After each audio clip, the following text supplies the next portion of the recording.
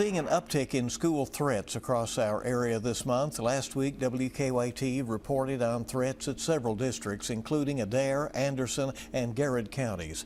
The latest incident is in Montgomery County. Today, the district there confirming a student brought a loaded gun into one of their schools earlier this week.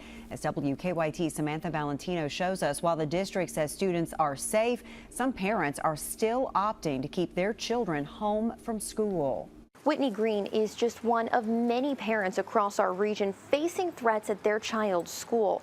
Here in Montgomery County, Superintendent Matthew Thompson says multiple students reported seeing another student with a loaded handgun at McNabb Middle School this week. It's scary. It's very scary. Green says she's kept her child home from school since she learned a gun was brought to campus. I asked my child, I said, do you feel safe at school?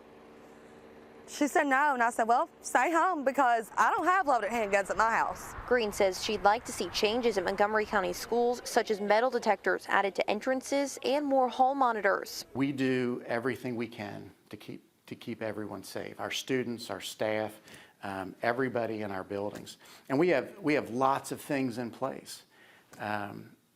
And we're going to look at and see if there's any additional things that we can do. Montgomery County Superintendent Matt Thompson says he wants parents to know that their children are safe when they come to school. He's also asking parents to speak with their children about the importance of reporting any potential safety threats they see. We had students who knew about this the day it happened and didn't report it to anybody. And we are going around, our middle school principal, our district administration is going around to every classroom at McNabb right now, talking with kids, making sure that they know that if they see something, they need to say something. In this week's case, Superintendent Thompson says the student involved is facing criminal charges as well as administrative consequences.